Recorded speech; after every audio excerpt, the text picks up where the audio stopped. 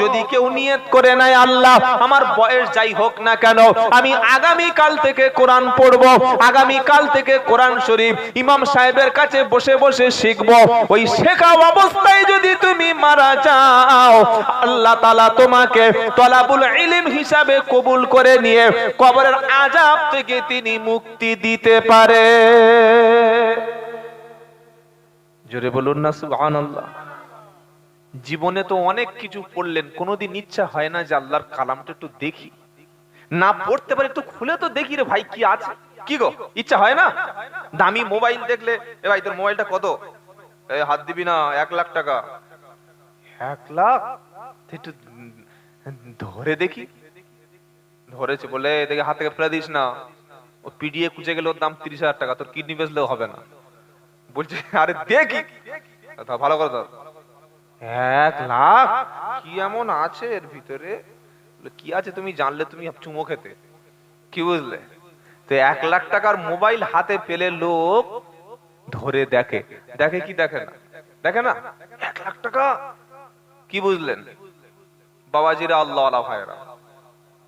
এই যে কদিন আগে যে বিয়ে হলো, যে আম্বানির ছেলে, দেখেছেন না কত হাজার কোটি টাকা খরচ করে বিয়ে দিল? ওর ছেলে একটা ঘড়ি পরে, ওর দাম হচ্ছে 3 কোটি টাকা। কত বললাম? 3 কোটি টাকা। হ্যাঁ, শুনলে আপনার মাথা পুরো হ্যাং হয়ে যাবে, কি বলছে? হ্যাঁ, তো ওই ঘড়িটা আর এই 1,500 টাকার ঘড়ি এক, কি গো? এও ঘড়ি সেও ঘড়ি, দুটোর মধ্যে পার্থক্য আছে না নাই? দামি মোবাইল পেলে খুঁটিয়ে খুঁটিয়ে দেখি, দামি একটা গাড়ি পেলে আমরা দেখি, কেউ যদি সুন্দর ঘর করে ভেতরে না ঢুকতে পারি, বাইরে থেকে মারাত্মক ঘর রে, কি করে করলো রে, দেখি কি দেখি না? দেখি। আর আল্লাহ বলছেন পৃথিবী সবচাইতে, গোটা পৃথিবী যদি 1000 কোটি বার বিক্রি করে দেয়া যায় কোরআনের মতো সমান হবে না। জোরে বলুন সুবহানাল্লাহ। বলে হুজুর এরকম কথা আল্লাহ কোরআনে বলেছে? আমি দেখিয়ে দিচ্ছি, আপনি মিলিয়ে নিন। আমার কথা বিশ্বাস করবেন, আল্লাহর কথাটা শুনুন, প্রত্যেকটা দলিল দিয়ে দিয়ে কথা বলছি। কুল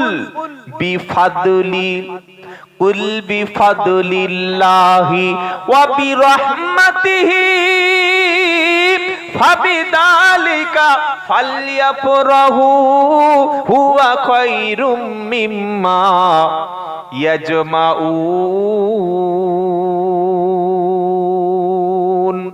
11 নম্বর পারা 14 নম্বর পৃষ্ঠা 6 নম্বর লাইন 57 নম্বর আয়াত, সূরার নাম ইউনুস। এর পরে না বিশ্বাস হলে দেয়ালে মাথা ঠুকে মাথা ভেঙে দিন, আর কি বলবো? আল্লাহ বলছেন কুল, হাবিব বলুন, বিফাদলিল্লাহি বিরহমাতিহি, আল্লাহর পক্ষ থেকে তোমাদের উপর দয়া, আল্লাহর পক্ষ থেকে তোমাদের উপর অনুগ্রহ এটা যে তামাম পৃথিবীতে যা কিছু আছে সবারও চাইতে কোরআন হলো উত্তম, কোরআন হলো দামি। জোরে বলো। তুমি 1 লাখ টাকার মোবাইল পেয়েছো, ওটা দেখছো, 80,000 টাকার এলসিডি কিনে ঘরের মধ্যে লাগিয়েছো, দামি টাইলসটা ইতালি কোম্পানির মাল ফ্লোরে লাগিয়ে দিয়েছো, ঘরের মধ্যে দামি এসি লাগিয়েছো, একদম ঘটকপুকুর থেকে 80,000 টাকার দামি বক্স খাট হাইড্রোলিক দেয়া রয়েছে, স্বামী স্ত্রী দুজনে ঝাম মারতে পারে, ওই মাল এলে তুমি ঘরে লাগিয়েছো, দামি সোফা, দামি ডাইনিং টেবিল, ড্রেসিং টেবিল লাগিয়েছো, আর মনে করছো দুনিয়ায় সবচাইতে দামি ঘরে আমি বাস করি। তুমি 100 টাকা বোতলের পানি খাচ্ছো, মনে করছো দামি জিনিস খাচ্ছি, দামি গদিতে শুচ্ছ। আল্লাহ বলছে পৃথিবীর মধ্যে সবচাইতে দামি হলো কোরআন, এর চাইতে দামি জিনিস একটাও নাই। কারণ আল্লাহর নবী এই কোরআনের জন্য তাকে মার খেতে হয়েছে। আল্লাহু আকবার। এই আপনাদের ভাঁড়ের গলার আওয়াজ, কি সর্বনাশ। আচ্ছা, আল্লাহর সঙ্গে কোন বিরোধ আমাদের আছে নাকি? আরে বলছেন না কেন? বিভিন্ন দল মত থাকতে পারে, CPM, Congress, BJP, forward, ISF, BSF, কত দল। বাপ একটা দল করে, বেটা একটা দল করে, এগুলো আছে না নাই? তাহলে করুন না, কে নিষেধ করেছে আপনার? দরকার হয় 5 জনের ভোট দিয়ে দিন, কারোর অখুশি করবে না, যে বললে হাতে ভোট দেবো, কি বুঝলেন? কিন্তু আল্লাহর সঙ্গে কারো ঝামেলা আছে? আমাদের এই এলাকায় আছে, আমাদের বারাইপুরে, আমার থানা বারাইপুর, এরা জলসা দিচ্ছে, ওরা যায় না। বললে কেন? বললে ওরা অন্য দলে। ওদের কোরআন আলাদা নাকি রে ভাই? ওদের কোরআন আলাদা, নবী আলাদা। নবী এক, কোরআন এক, আল্লাহ এক, রসুল এক, কাবা এক, কি বই বুঝতে পারছেন না? তো তাহলে আলাদাটা হলো কোথায়? মরে গেলে তো এক কবরে শুবি, নাকি কবর আলাদা হবে? সে সময় তো বলিস না ওদের কবরে শোবো না, ওটা সিপিএম এর কবর, ওটা তবলিগ জামাতের কবর, ওটা ফুটবলের কবর, বলবে? টিনে নিয়ে ঢুকিয়ে গ্যারেজে ভরে দেবে, এইবার ধরবে। কি বুঝতে পারলেন? তাই অনেক হয়েছে ভাই, আর মারামারি করো না। সকলে বলুন আল্লাহু আকবার। পৃথিবীর সবচাইতে দামি জিনিস কি শুনতে পেলাম? কোরআন। সবচাইতে দামি জিনিস কি? কোরআন। এটা যদি কোন মুসলমান জীবিত অবস্থায় এই সিনার মধ্যে ধরতে পারে, নিতে পারে, মুখস্থ করতে পারে, আল্লাহি, আল্লাহর কসম আমি আব্দুল্লাহ জুবায়ের বলছি, শোনো, যদি কোনো ব্যক্তির সিনার মধ্যে কোরআন থাকে, জাহান্নামে যাবে না, যাবে না, যাবে না। জোরে বলুন সুবহানাল্লাহ। আপনি নিজে নিজে ভাবুন যে মৃত্যুর আগে ওই কোরআনটা আপনার সিনার মধ্যে কতটুকু আপনি রাখতে পারছেন, কতটুকু আপনি পড়তে পারছেন, কতটুকু শুনতে পাচ্ছেন। না পড়তে পারেন, যেখানে কোরআন পড়ছে, যেখানে কোরআনের আলোচনা হচ্ছে, যেখানে কোরআন শেখাচ্ছে, যে মাদ্রাসায় কোরআন পড়ছে, অন্তত বারান্দায় গিয়ে একটু সকালে বস। হাত দোকানে বসে বসে পাকামি মারছে, বুড়ো হয়ে গেছে, দাড়ি পেকে গেছে, চোখে দেখা পায় না, তাও খবরের কাগজ এরকম কুদিয়ে কুদিয়ে দেখছে। কি হয়, কি হয়? ছাগল কথাকারে, একটু কোরআনের মাদ্রাসায় গিয়ে বস, মসজিদে ইমাম সাহেবের পাশে গিয়ে বস, যেখানে কোরআন আলোচনা হচ্ছে একটু বস। ওখানে বসার সময় হয় না, চার দোকানে বসে বসে এবার কি হয় বলুন, এবার কে ক্ষমতা, তোর তো জানা দরকারটা কি? আল্লাহ আমাদেরকে হেফাজত করুক, সকলে জোরে বলুন আমিন। সব জায়গায় দেখবেন ভাঁড়, ক্যানিং, বাসন্তী এক নম্বরে আছে মারামারির দিক থেকে, কারণ আমাদেরকে পিছিয়ে রেখেছে ইচ্ছা করে। আমি মুর্শিদাবাদে গিয়ে বলি যে আপনাদের মুর্শিদাবাদ জেলার মানুষ সবচাইতে বেশি মারামারি করে, আপনারা করেন না, আপনাদেরকে করায়। ঠিক একই পজিশন ভাঁড়ে। ভাঁড়ের মুসলমানদেরকে সারা পৃথিবীর সমস্ত মানুষ জানে যে ভাঁড় মানে অশান্তির জায়গা। এগুলো কেন? আমাদেরকে ব্যবহার করে। তাই আমরা আল্লাহ এবং রসুলের উম্মত, কোরআনের পক্ষে থাকবো, দ্বীনের পক্ষে থাকবো, ইসলামের পক্ষে থাকবো, দেশের পক্ষে থাকবো, আল্লাহ এবং রসুলের পক্ষে থাকবো। বলুন ইনশাআল্লাহ, বলুন ইনশাআল্লাহ। সাধারণ মানুষ নামাজ পড়ুন, খেটে খান, ব্যবসা করুন, বাবা অত মাথা খাওয়ানোর দরকার নেই, তুই যা পাচ্ছিস কর, আমি আল্লাহ রসুলের পক্ষে আছি। আছে ইনশাআল্লাহ, আছে ইনশাআল্লাহ। এই সবচাইতে দামি কোরআনটা সকলে শেখার চেষ্টা করবেন। আর আপনি যদি শিখতে না পারেন, আপনার ঘরে যে ছোট্ট সোনার টুকরা বাচ্চাটা আছে, নিয়ত করুন এখানে বসে বসে, ওই বাচ্চাটাকে আমি আলেম বানাবো, ওই বাচ্চাটাকে হাফেজ বানাবো, ওই বাচ্চাটাকে কারি বানাবো, ওই হাফেজ আলেমের ওসিলায় অন্তত আমি জান্নাত পেয়ে যাবো। জোরে বলুন না সুবহানাল্লাহ। কি গো, পাওয়া যাবে কি যাবে না? যাবে কি যাবে না? আমার সন্তানটাকে আলেম করে যাব। আমার মরণের সময় কোথাকার কোন মৌলভী সাহেব এসে 2000 টাকা দিয়েছে, সে কাঁদছে, রব্বানা যালামনা আনফুসানা, টাকা 2000 টাকা দিয়েছে, খুব জোরে কাঁদছে। আর যখন টাকা দেবে না, তখন কান্নার আওয়াজ বার হবে। কি ধরনের দোয়ারে বাবা? কি হচ্ছে না, হয় না? আর আপনার নিজের জন্ম দেওয়া ছেলে যখন আলেম হবে, হাফেজ হবে, মুফতি হবে, মাওলানা হবে, বাপ মারা গেছে, দাদু মারা গেছে, ছেলের চোখ থেকে ফেটে পানি আসবে, ওগো আল্লাহ, কবর নামক কঠিন জায়গায় আমার আব্বা এক্ষুনি চলে যাবে, আমার জনম দুঃখিনী মা এক্ষুনি চলে যাচ্ছে, রব্বির হামহুমা কামা রাব্বায়ানি সগীরা। আল্লাহ বলছে, ও ফেরেশতারা, কে কাঁদছে দেখ, কাঁদছে তো ছেলে, কাঁদছে তো আলেম, কাঁদছে তো ইমাম, আমার কোরআনওয়ালা কাঁদছে। কার জন্য? বাপের জন্য, মায়ের জন্য, দাদার জন্য, দাদির জন্য। যে আলেম, যে হাফেজ, যে কোরআনওয়ালা বাপ মার জন্য কাঁদে, ওই কান্নাটাকে আমি আল্লাহ কখনো ব্যর্থ করি না। জোরে বলুন সুবহানাল্লাহ, জোরে বলুন সুবহানাল্লাহ। আলেম না করতে পারেন, আমি বলে যাচ্ছি পা দুটো ধরে, আপনার সন্তানকে অন্তত এতটুকু কোরআন শিক্ষা দিন, আপনার মেয়েটাকে মরণের সময় যেন আপনার জন্য বসে একটু চোখ থেকে পানি ফেলতে পারে। মনে থাকবে বাবা, মনে থাকবে ইনশাআল্লাহ। আল্লাহ হেফাজত করুক, সকলে বলুন আল্লাহুম্মা আমিন।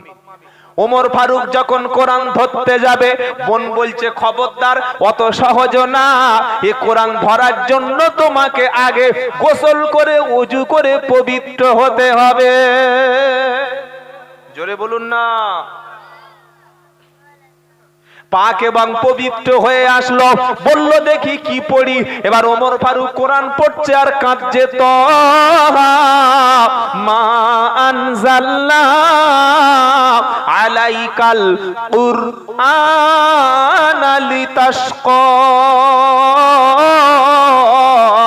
ওমর ফারুক মুসলমান হয়েছিল, এক নম্বর কারণ ছিল আল্লাহর নবী ওমর ফারুকের জন্য দোয়া করেছিলেন, আর 2 নম্বর কারণ হলো ওমর ফারুক কোরআন শুনে সঙ্গে সঙ্গে পরিবর্তন হয়ে গেল।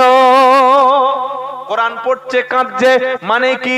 তহা, তহা এর মানে হলো তহা। কোরআনে এমন কিছু শব্দ আছে, বাক্য আছে যেটার মানে ওই একই, যেমন আলিফ লাম মিম, আলিফ লাম র, তহা, ইয়াসিন, আলিফ লাম র, তারপরে কাফ হা ইয়া আইন সাদ, এই সমস্ত শব্দ বা অক্ষরের মানে আল্লাহ জানে। কি বলছি বুঝতে পারছেন না? হ্যাঁ, এগুলো কোরআন শরীফে আছে, আপনারা পড়লে বুঝতে পারবেন। তো এই সূরাটার নাম হচ্ছে তহা। এই সূরার 5টা আয়াত ছিল। ওমর ফারুক পড়ছে কি? তহা মা আনজালনা আলাইকাল কুরআনা লিতাশকা। একবার জোরে সকলে বলুন সুবহানাল্লাহ।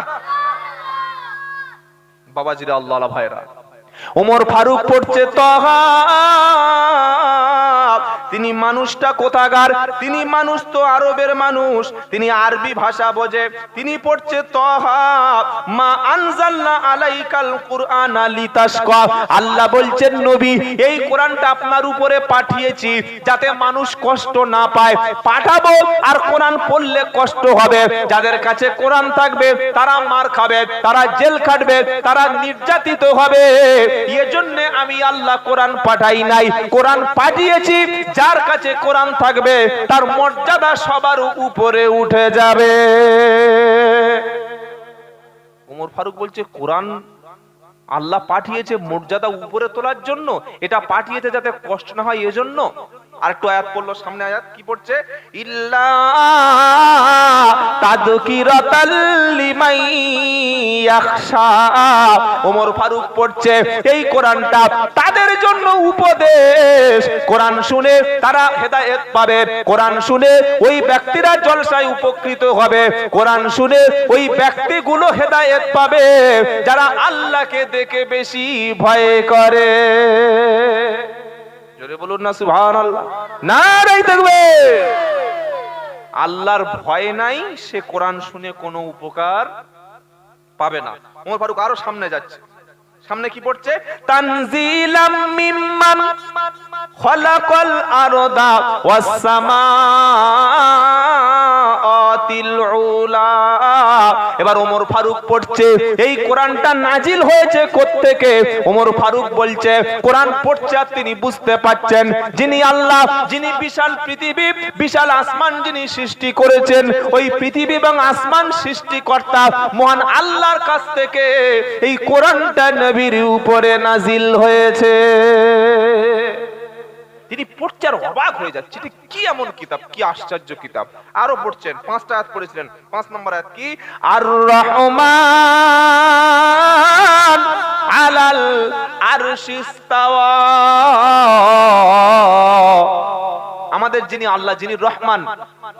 অনেকে প্রশ্ন করি, ভাই আল্লাহ কোথায় থাকে? তখন বলে আল্লাহ সব জায়গায় থাকে। কি বলে কি বলে না? বলে না? যারা আমরা আহলে সুন্নাত ওয়াল জামাত, কোরআন সুন্নাহ অনুযায়ী যারা আমরা চলি, আমাদের আকীদা হলো যে আল্লাহ রাব্বুল আলামিন তিনি আরশের উপরে সমাসীন হয়ে আছেন। জোরে বলুন সুবহানাল্লাহ। কিন্তু আল্লাহর দৃষ্টি, আল্লাহর নজর, আল্লাহর যে কুদরতি ক্ষমতা, এটা বিশ্বব্যাপী সব জায়গায়। কিন্তু আল্লাহ রাব্বুল আলামিন তিনি আছেন আরশে আজিমের উপরে অবস্থান করছেন, সমাসীন হয়ে আছেন। এটাই হচ্ছে কোরআন সুন্নাহর দলিল। বলুন সুবহানাল্লাহ। কেউ যদি বলে আল্লাহ সব জায়গায় আছে, তাহলে দুনিয়ায় খারাপ কিছু জায়গা আছে না নেই? কি গো? সিনেমা হল, হ্যাঁ, মদের আড্ডা, জুয়ার আড্ডা, নাপাক জায়গা। আল্লাহ যদি বলি সব জায়গায় বিরাজমান, সব জায়গায় বিরাজমান, তাহলে সব জায়গায় আল্লাহ আছে। আল্লাহর দৃষ্টি, আল্লাহর ইলম, আল্লাহর মানে দেখার ক্ষমতা, আল্লাহর শ্রবণ ক্ষমতা, কুদরত পৃথিবীর সব জায়গায়। কিন্তু আল্লাহ রাব্বুল আলামিন আছেন তিনি আরশে আজিমে। বলুন সুবহানাল্লাহ। আর সেটাই সূরা তাহার 5 নম্বর আয়াতে আল্লাহ বলছেন, আর রহমানু আলাল আরশি ইস্তাওয়া। আল্লাহ রাব্বুল আলামিন আরশের উপরে তিনি সমাসীন হয়ে আছেন। জোরে বলুন সুবহানাল্লাহ। এই 5টি আয়াত পড়লো, পড়ে ওমর ফারুক কাঁদতে শুরু করলো। কেন? আমি একটু আগে বলেছি, ইমানদার ব্যক্তি কোরআন শুনলে চোখ থেকে কি আসে? জোরে বলুন, পানি আসে। আর পড়তে পারছে না, শুধু কেঁদেই যাচ্ছেন, কেঁদেই যাচ্ছেন। বললো, বোন তোমাকে মেরে বড় ভুল করেছি, বোন তুমি আমাকে এক্ষুনি নিয়ে চলো, আমি মুসলমান হতে চাই। ওমর ফারুক বলল, বোন বলল, শোনো তুমি তো এই আমাকে মারলে। বলে বড় ভুল করেছি রে, তুমি এত দামি কোরআন পড়ছিলে, ইস তোমাকে মানলাম, খুব বড় ভুল করেছি, আমাকে কলেমা পড়বো। ওমর ফারুকের বোন বলল, শোনো তুমি সাধারণ কোনো পাতি নেতা নও, ঠিক গো বাবাজিরা, একজন গ্রাম পঞ্চায়েতের সদস্য আর একজন এমএলএ দুজন এক। তো তুমি যখন ইসলাম কবুল করবে, তুমি যখন কুফরি শক্তি থেকে সত্য ইসলামের উপরে ফিরে আসবে, তুমি আল্লাহর নবীর হাতে হাত রেখে কলেমা পড়ে মুসলমান হও। জোরে বলবেন না সুবহানাল্লাহ। যেই কথাটা বলেছে সঙ্গে সঙ্গে দৌড় দিতে শুরু করেছে। কোন দিকে? আল্লাহর নবী কোথায় আছে খুঁজতে শুরু করলো। কারণ আল্লাহ পাক বলছে, আমি আমার রসুলকে পাঠিয়ে সমস্ত দিনের উপরে, সমস্ত ধর্মের উপরে ইসলামকে এবং রসুলকে শ্রেষ্ঠত্ব দান করেছি। জোরে হবে না? হুয়াল্লাযী আরসালা রাসূলাহু বিল হুদা ওয়াদীনিল হাক্কি লিইযহিরাহু আলাদ-দীনি কুল্লিহি ওয়ালাউ কারিহাল মুশরিকুন। এটা 10 নম্বর পারা, সূরা তাওবার 33 নম্বর আয়াত। আল্লাহ বলছেন, হুয়াল্লাযী বাআসা ফিল উম্মিয়িনা রাসূলাম মিনহুম হুয়াল্লাযী আরসালা রাসূলাহু বিল হুদা, যিনি তার রাসূলকে পাঠিয়েছেন সত্য হেদায়েত দিয়ে। জোরে হবে না? কারণটা কি? লিইযহিরাহু আলাদ-দীনি কুল্লিহি, পৃথিবীতে যত দিন আছে, যত মতবাদ আছে, যত ধর্ম আছে, যত মতপথ আছে, সবার উপরে আল্লাহ ইসলামকে শ্রেষ্ঠত্ব দেওয়ার কারণে ইসলামকে শ্রেষ্ঠত্ব দান করবেন। সবার উপরে থাকবে ইসলাম, সেজন্য রসুলকে সত্য দিন দিয়ে তিনি পাঠিয়েছেন। জোরে বলুন। তবে আল্লাহ বলছে, ওয়ালাউ কারিহাল মুশরিকুন, যদিও মুশরিকদের কাছে অপছন্দ হয়। কি গো, যদি কোনো চামচিকে দিনের বেলা সূর্য না দেখে, তার জন্য সূর্যের দোষ? আরে বলছেন না কেন? হ্যাঁ, আল্লাহ বলছে ইসলামকে আমি প্রাধান্য দেব, নবীর নামকে ওয়ারাফা'না লাকা যিকরাক, সারা পৃথিবীতে আল্লাহর নবীর প্রশংসা হবে, নবীর মর্যাদা সমুন্নত করে দেব। তো এতে কাফেররা, মুশরিকরা যদি তাদের গা জ্বলে পুড়ে ছাই হয়, ওদের কোনো যায় আসে? ওটা যায় আসে? লিউতফিউ নূরাল্লাহি বিআফওয়াহিহিম ওয়াল্লাহু মুতিম্মু নূরিহি ওয়ালাউ কারিহাল কাফিরুন। এবার আল্লাহ বলছে, শোনো, পৃথিবীর সমস্ত কাফেররা, পৃথিবীর সমস্ত মুশরিকরা, তারা চায় ইসলামের আলো, ইসলামের জ্যোতি, কোরআনের নূরকে, নবীর ইসলামকে, নবীর উপরে যে ইসলাম এসেছিল, ইসলামের নূরটা, কোরআনের নূরটা, কোরআনের আলোটা পৃথিবীর সমস্ত কাফির, পৃথিবীর সমস্ত মুশরিক তারা ফু দিয়ে ইসলামকে, দ্বীনকে নিভিয়ে দিতে চায়। আল্লাহ পাক বলছে, তারা ফু দিয়ে ইসলামকে কখনো নিভিয়ে দিতে পারবে না। নারে তাকবীর।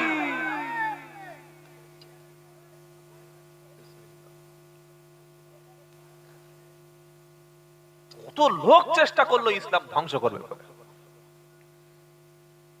আমেরিকায় 9/11 বলা হয়, লাদেন, উসামা বিন লাদেন, তিনি ওই টুইন টাওয়ারে হামলা করেছে। যে টুইন টাওয়ার ছিল জানেন না বাবা? তারপরে সারা পৃথিবীতে বলা হলো লাদেন সন্ত্রাসী, লাদেন জঙ্গি, কোরআন জঙ্গির কিতাব, কোরআন থেকে বোমা পাওয়া যায় বলল, খুব ভালো।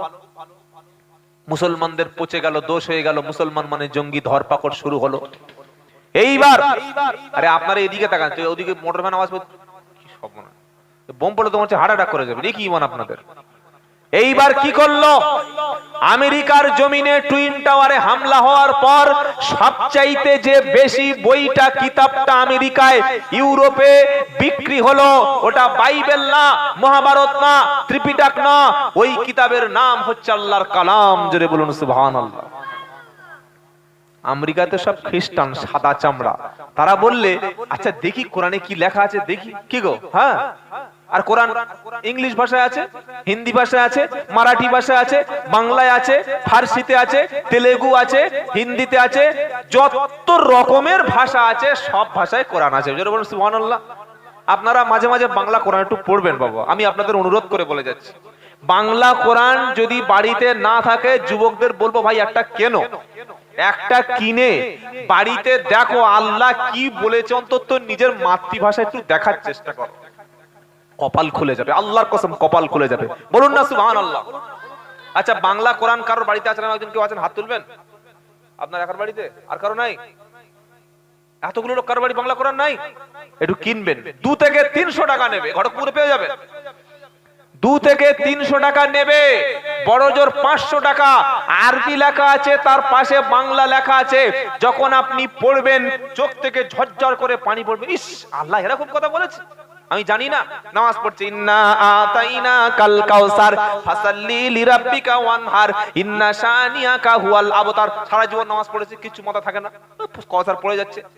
যখন বাংলা কোরআন কিনে ওটা একবার পড়ে যখন নামাজে দাঁড়ালো, কোরআনের মধ্যে পড়ছে ইন্না আতাইনা কাল কাউসার, নিচে লেখা আছে আল্লাহ বলছেন নবী নিশ্চয়ই আমি আপনাকে কাউসার দান করেছি। এই কাউসার হলো হাউজে কাউসার, যেদিন নবী কাউসারের মালিক হবে প্রত্যেকটা উম্মতকে বিশ্ব নবী তিনি নিজে হাতে পানি পান করাবে, আর পানি যারা পান করবে সারা জীবনের মতো আর কখনো তৃষ্ণার্ত হবে না। র দন্তেশ গওকার লয়লায় আকার, কি বললাম? রসগোল্লা, এটা কাগজে লেখা আছে। আরেকটা লোক রসগোল্লা কিনে আর খাচ্ছে, দুটো এক। কি বলছি বুঝতে পারছেন না? লেখা আছে রসগোল্লা, আর বাজার থেকে 10 টাকা পিছু নলেন গুড়ের রসগোল্লা কিনে খাচ্ছে। যা দারুণ টেস্ট, তো সেই স্বাদ খাচ্ছে, আর কি বলছে সেই স্বাদ। তো আপনি সারা জীবন কোরআন পড়েছেন, সওয়াব হয়েছে, আমল হয়েছে, ইবাদত হয়েছে, কিন্তু কি লেখা আছে একবার দেখবেন না? আমি ছোট্ট গুনাহগার আব্দুল্লাহ জুবায়ের অনুরোধ করে বলে গেলাম একটু কোরআনটা মাতৃভাষায় পড়বেন। কোরআনের সূরা কাউসারের 2য় আয়াত বাংলা কিনে পড়ছে ফাসাল্লি লিরাব্বিকা ওয়ানহার। আল্লাহ বলছেন নবী আপনি আপনার রবের নামে কুরবানি করুন, আর আপনারও আল্লাহর জন্য আপনি নামাজ পড়ুন। জোরে বলুন।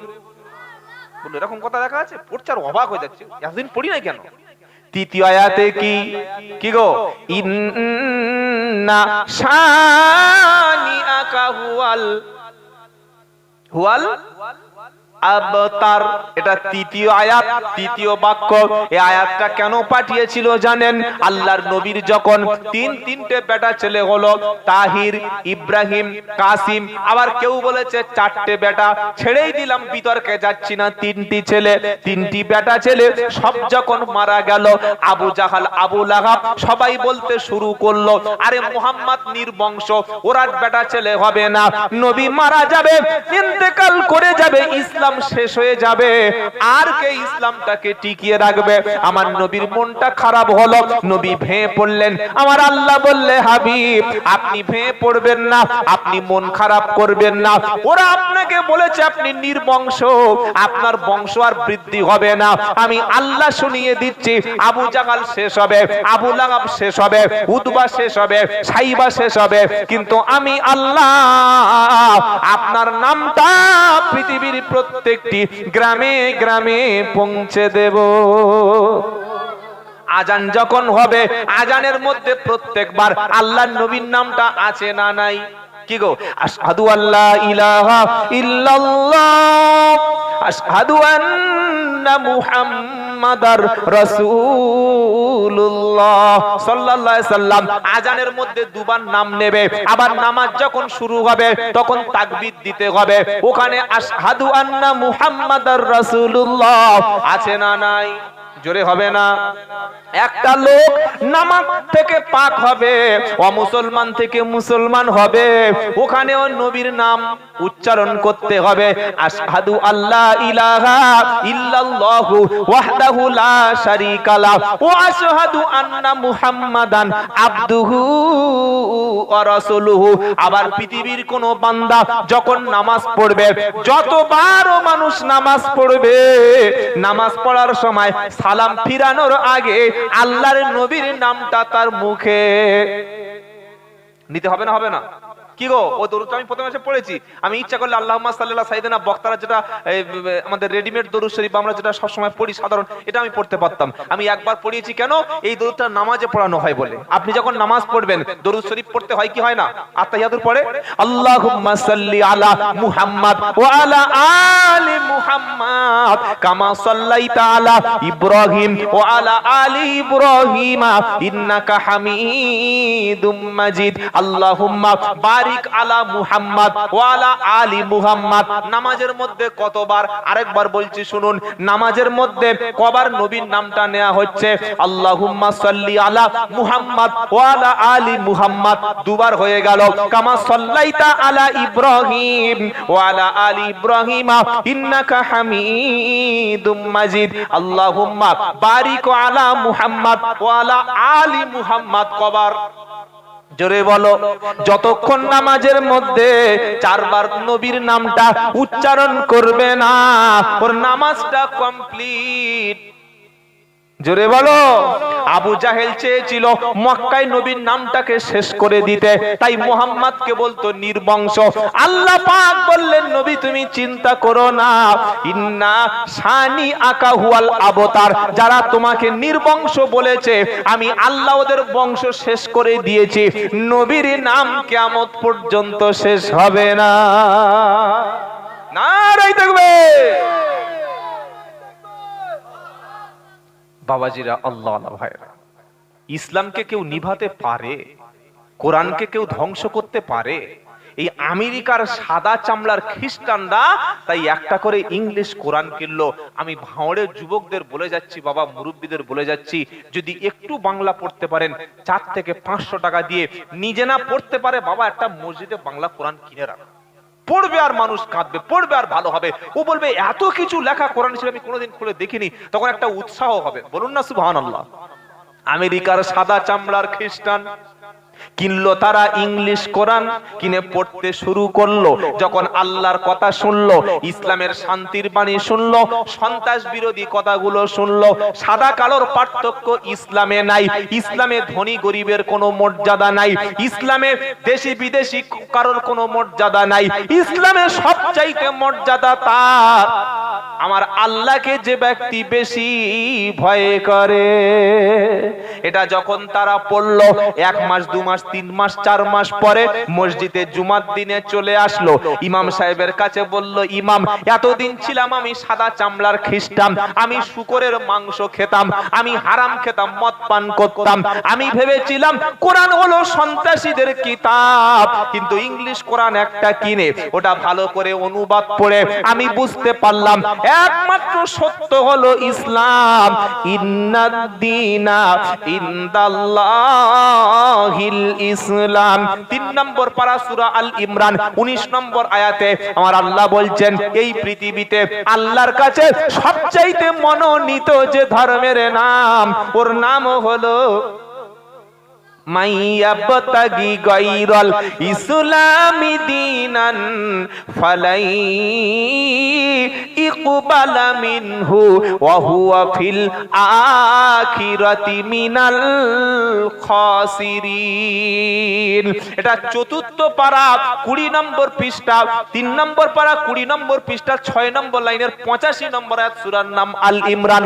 আল্লাহ বলছেন ইসলাম ছাড়া অন্য কোন মন্ত্র তন্ত্র, ইসলাম ছাড়া অন্য কোন পথে, অন্য কোন রাস্তায় তুমি সারা জীবন যদি চলো, আমল করো, তোমার কোন আমল আল্লাহর দরবারে কখনো কবুল হবে না। আর আখিরাতে ধ্বংস হবে, তোমাকে কেউ বাঁচাতে আসবে না। ওই সাদা চামড়ার খ্রিস্টানগুলি আমেরিকার মসজিদে গিয়ে ইমাম সাহেবের কাছে কাঁদতে কাঁদতে তারা কলেমা পড়ে মুসলমান হয়ে গেল। আপনি জানেন যে আমেরিকায় এখন প্রায় 25 থেকে 30টা টাইটেল মাদ্রাসা চলছে, জানেন না? হ্যাঁ, আমেরিকায় এখন প্রায় 25 থেকে 30টা দাওরা হাদিস মাদ্রাসা চলছে, সেখানে টাইটেল মাদ্রাসা চলছে। বলুন সুবহানাল্লাহ। আমেরিকায়ও কোরআনের মাহফিল হয়, তবে আমাদের মতো এরকম না। একটা সেমিনার হল হয় এবং বক্তারা যান, একটা বিষয়ের উপরে আলোচনা করেন। আর এই যে সুরের যে প্রচলন, বাবারা মারা বলে আমরা যে কান্নাকাটি করছি না, এই প্রচলনটা কিন্তু আমাদের ভারত, পাকিস্তান, বাংলাদেশ ছাড়া পৃথিবীতে কোথাও হয় না। আমাদের অভ্যাস হয়ে গেছে। কোন বক্তা যদি ছোট ছোট করে একটু কেটে কেটে কেটে কেটে একটা করে বলে, কিছুক্ষণ পরে বলবে কে দাওয়াত করেছে রে, এইসব চলে? গলা নেই, কিচ্ছু নেই, টান নেই, টোন নেই। ভালো সুরলা বক্তা খুঁজে পেলি না? কত ভালো ভালো বক্তা রয়েছে, 4000-5000 টাকা দিলে সুর দিয়ে পুরো পাগল করে দেবে। ও সুর দিয়ে পাগল করবে, কিন্তু আপনার জীবনের কোনো পরিবর্তন হবে না। বাবাজিরা, আল্লাহ ভাইরা, কোরআনটাকে যদি বুঝতে হয়, পড়তে হয়, আরবির সাথে সাথে একটু মাতৃভাষায় বাংলা একটু পড়বো। একটু ইনশাআল্লাহ বলুন দেখি বাবা, কত নেবে? 30,000 টাকা? 500 টাকা। 500 টাকা। বড় বড় জলসা আপনাদের তো প্রচন্ড জলসা হয়। কি গো, ভাঁড় মানে জলসা প্রতিদিন। আমি আসছিলাম ওই খড়গপুর ওখান থেকে একটা হচ্ছে, কত জায়গায় হচ্ছে তার কোনো ঠিক নাই। পাড়ায় পাড়ায় জলসা। কিন্তু এত লক্ষ টাকা খরচ করে যতটুকু আপনি এখানে বসে শুনছেন, এটা কাল সকালে হয়তো সবার মনে রাখা সম্ভব না। কিন্তু আমি যেটা বলতে চাচ্ছি, প্রত্যেক মুসলমান এই কথাটা শুনে একটু আমল করবেন। এক, কোরআনের বাংলা অনুবাদটা আপনি বাড়িতে কিনবেন, বাংলা কোরআন কাজে লাগবে। আর একটা জিনিস কিনবেন, সেটা হলো বাজারে বিশ্ব নবী মুহাম্মদ মুস্তাফা, সকলে বলুন সাল্লাল্লাহু আলাইহি ওয়াসাল্লাম, আমার প্রিয় হুজুরের জীবনী বার হয়েছে বাংলায়। অসংখ্য বই আছে বিশ্ব নবীর জীবনীর উপরে লেখা। শ্রেষ্ঠ একটা বই, তার নাম হচ্ছে আর-রাহিকুল মাকতুম। কি বললাম? আর-রাহিকুল মাকতুম। নাম মুখস্থ থাকতে পারে। ইসলামিক বইয়ের দোকানে গিয়ে জিজ্ঞাসা করবেন যে বিশ্ব নবীর শ্রেষ্ঠ জীবনীর বইটা দিন। এটা আমাদের ইউনিভার্সিটিতে আমাদের যখন মাওলানা ক্লাসে পড়ানো হয়, এটা আমাদের নবীর জীবনীর উপরে বইটা ছিল, আর-রাহিকুল মাকতুম। তো আল্লাহর নবীর একটা জীবনী বাংলা ভাষায় কিনে নেবেন 4 থেকে 500 টাকা। এই 1000 টাকা খরচ করে দুটো বই বাড়িতে খালি কষ্ট করে কিনুন। আমি আব্দুল্লাহ জুবায়ের বলছি, শোনো, এটা সবাই সহজে আপনাকে বলবে না। আল্লাহর নবীর জীবনী প্রতিদিন 1 পৃষ্ঠা করে পড়বেন। আর আল্লাহ পাকের কালাম আরবি না পড়তে পারলে মিনিমাম বাংলা অন্তত 1 পৃষ্ঠা করে পড়ুন। একটা বছর যদি পড়েন, ইনশাআল্লাহ ইসলামের অনেক অনেক অনেক বিষয় আপনি জানবেন। তখন ভাববেন যে ভাই, কথাটা যেটা বলেছিল তো দারুণ কাজে লাগলো। প্রচুর মানুষ ফোন করে, অনেক মানুষ কাঁদে যে হুজুর, এতদিন আমরা জলসা শুনে শুনে শুনে অনেক কিছু শুনেছি, কিন্তু ততটা কিছু মনে থাকেনি। কিন্তু এই যে আপনি বাংলা কোরআন পড়তে বললেন আর নবীর জীবনী পড়তে বললেন, আমি তো নবীর জীবনী পড়ে কেঁদে কেঁদে, অনেকে বলে বৃদ্ধ মানুষ কাঁদে যে আল্লাহর নবীর জীবনীগুলো এত সুন্দর করে লেখা হয়েছে। আচ্ছা, কোন বক্তার যদি বলি যে নবীর জন্ম থেকে আর ইন্তেকাল করা পর্যন্ত এই 63 বছরের জিন্দেগিটা প্রত্যেকদিন কি হয়েছে না হয়েছে বলতে পারবে? কে বলে পারবে না? আপনারা না বুঝেই আন্দাজে পারবে। ওটা শোনানোর জন্য অন্তত 20 বছর বক্তব্য করতে হবে। কি বলছি বুঝতে পারছেন না? 20 বছর বক্তব্য করলে তবে নবীর জীবনীটা শেষ হবে। তো আপনি 20 বছর জলসা শুনবেন নাকি? এই একদিনে 1 লাখ টাকা খরচ হয়ে গেছে, 20 বছর জলসা দেওয়ার ক্ষমতা কারো আছে নাকি? আপনি শোয়ার সময় একটু বইটা দুপুর বেলা বা রাত্রে বেলা 1 পৃষ্ঠা, বেশি না ভাই, 1 পৃষ্ঠা করে আল্লাহর নবীর জীবনী একটু জানলেন যে কি কষ্ট নবীর জীবনে ছিল, কিভাবে তিনি নবুয়াতের কাজ করেছিলেন মানুষের কাছে। আর দ্বিতীয়, আল্লাহর কালাম 1 পৃষ্ঠা করে পড়লেন। এটা পড়বেন, সকলে একটু নিয়ত করে দেখি ইনশাআল্লাহ। এটা ইনশাআল্লাহ বলতে ইচ্ছা চায় না? ইনশাআল্লাহ কাজ হবে। ওমর ফারুক বললেন ঠিক আছে, আমি তাহলে নবীর কাছে যাই। ছুটে নবীর কাছে গেল। নবীর সামনে ছিল অসংখ্য প্রহরী, যারা নবীকে 24 ঘন্টা পাহারা দিতেন, সেফ রাখতেন। আল্লাহর নবী বলছেন কে আসছে? সাহাবারা বলল হুজুর ওমর আসছে। আর কয়েকদিন আগে নবীর চাচা হযরতে হামজা তখন সবে মুসলমান হয়েছে, জোরে বলুন সুবহানাল্লাহ। হযরতে হামজা রাদিয়াল্লাহু আনহু গেটে দাঁড়িয়ে আছে। হযরতে হামজা বললেন আমার চাচা, আমার ভাইপো, আমার ভাতিজা মুহাম্মদ মুস্তাফা সাল্লাল্লাহু আলাইহি ওয়াসাল্লাম, ওই ওমর ফারুক আসছে ঘোড়ায় ছুটে। মনে হচ্ছে যেন কোন একটা খুব মতলব নিয়ে আসছে, মারতেই আসছে আমাকে। আমার নবী বললেন সরে যাও হামজা, আমার সামনে থেকে সরে যাও। যদি সত্যিকার অর্থে ওমর ফারুক আসে, ওর হাতে যদি আল্লাহ আমাকে শহীদ লিখে রাখে, শহীদ কি গো, আর আল্লাহ যদি আমাকে কবুল করে তাহলে হয়তো আজকের ওমর ফারুক মুসলমান হয়ে যেতে পারে। জোরে বলুন না সুবহানাল্লাহ। কি গো বাবাজিরা, আল্লাহওয়ালা ভাইরা। তো আল্লাহর নবী তখন বক্তব্য করছেন সাহাবাদের নিয়ে, হঠাৎ ওমর ফারুক আসলেন। নবীজি কাঁধে হাত রেখে বললেন ওমর, সারা জীবন তুমি ভুল পথে হাঁটবে, সারা জীবন তুমি ভুল পথে চলবে, এখনো কি পরিবর্তন হবে না? তরবারিটা নবীজির পায়ের উপরে কদম মোবারকে জমা দিয়ে বলল আল্লাহর নবী, আমি বাড়ি থেকে যখন বার হয়েছিলাম আপনাকে মারবো বলে, 100 উট আমি পুরস্কার নেব, পুরস্কৃত হব বলে, রাস্তায় এসে যখন আল্লাহর কালাম শুনলাম, কোরআন শুনলাম, সূরা তাহার 5টা আয়াত যখন আমার বোন এবং ভগ্নিপতি দুজনের কাছে শুনলাম, আমার নিয়তটা আমি পাল্টে দিলাম, আমার মাইন্ডটা ডাইভার্ট হয়ে গেল। আমি সিদ্ধান্ত নিলাম এবার আমি মুসলমান হব, ইসলামের পক্ষে কাজ করব। জোরে বলুন সুবহানাল্লাহ। সেদিন ওমর ফারুক ইসলাম কবুল করলেন। বললেন নবী আজ থেকে প্রকাশ্য জোরে জোরে আল্লাহর নাম উচ্চারণ হবে। নবী বললেন তোমার মাথাটা বড্ড গরম, একটু ঠান্ডা হও। আমরা সবে মাত্র 30-40 জন, আর মক্কায় দেখছেন আমাদের সংখ্যা লাখ লাখ, তুমি কি মরবে?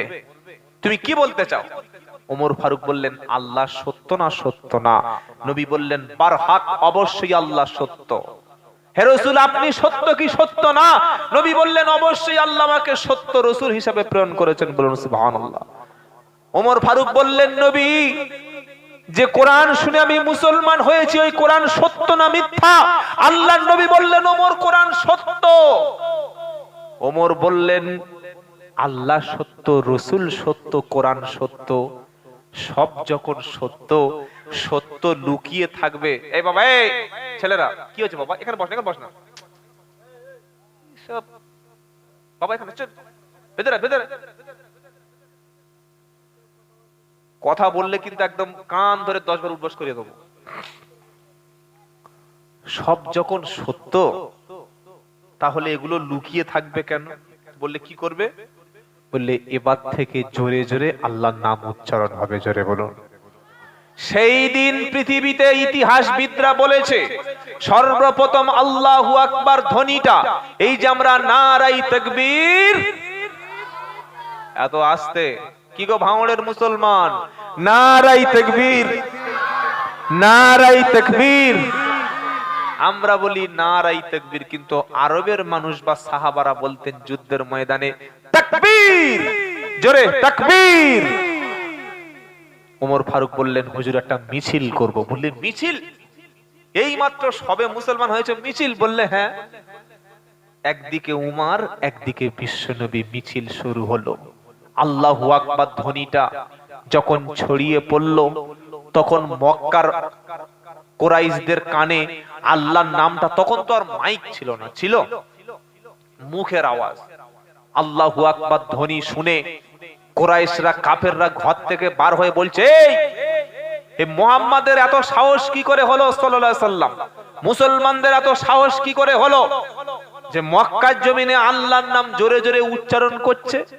ওমর ফারুকের গলা আল্লাহু আকবার বলে হুঙ্কার দিয়ে বলল ওরে কেউ যদি বিবিকে বিধবা করতে চাস সামনে চলে আয়, বাপ মাকে যদি সন্তান হারা করতে চাস সামনে আয়, বাচ্চাকে ইতিম যদি না করতে চাস তো ঘরে থাক।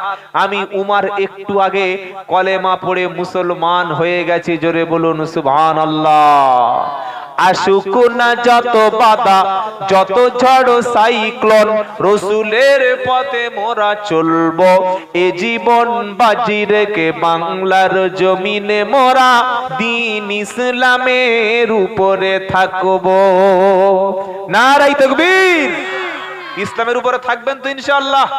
যত জুলুম অত্যাচার যাই হোক, আমরা আল্লাহ এবং রসুলকে, কোরআন সুন্নাহকে, আলেম ওলামা হাক্কানি ওলিদেরকে ছেড়ে দেব। আসুক না যত বাধা, যত ঝড় সাইক্লোন, রসুলের পথে মোরা চলবো। এ জীবন বাজি রেখে বাংলার জমিনে মোরা ইসলামের উপরে থাকবো। মোরা কামানের মুখোমুখি দাঁড়িয়ে, মোরা রাইফেলের মুখোমুখি দাঁড়িয়ে আল্লাহু আকবার বলবো। আসুক না যত বাধা, যত ঝড় সাইক্লোন, রসুলের পথে মোরা চলবো। লা ইলাহা ইল্লাল্লাহ।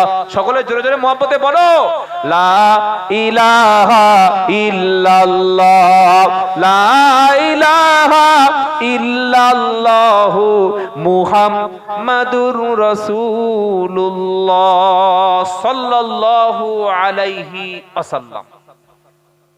আল্লাহ নবীকে উপহার দিলেন ওমর ফারুককে। কি ফারুক, কি উপহার দিলেন? ফারুক মানে কি জানেন?